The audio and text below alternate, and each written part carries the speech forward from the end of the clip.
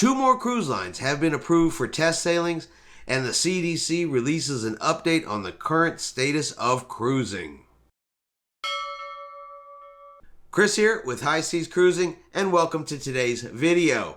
Before we get started, if you would do me a favor, hit that subscribe button. It is free to do so, helps our channel grow, and allows us to continue bringing you cruising content. So first up today is going to be Bahamas Paradise has been approved to conduct a test sailing. They're going to be doing a 2-night test sailing starting June 25th from Palm Beach, Florida to the Grand Bahama Islands. Now they will be using pre-selected, fully vaccinated passengers as their test subjects and a fully vaccinated crew as well on board the Grand Classica. Now, Bahamas Paradise Cruises does intend to restart cruising on July the 2nd. Now, Disney Cruise Line has also been approved for a test sailing. They're going to be sailing aboard the Disney Dream from Port Canaveral starting on June the 29th. Now, they're going to be using their own employees as volunteers for the test sailings instead of taking any volunteers.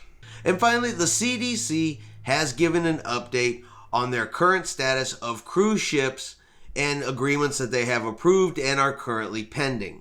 They stated that they have currently approved 22 different port agreements with 5 different home ports, with 6 more currently under review. They have also currently approved 4 simulated test voyages and also have 6 additional test voyages under review as well, and have currently issued 2 conditional sale certificates for fully vaccinated cruises. Now, this comes from the lawsuit that is currently in mediation between the CDC, Florida, Texas, and Alaska, where the CDC is essentially saying that this should be dismissed, and they have filed a motion to have it dismissed based on the fact that they are working with the cruise lines.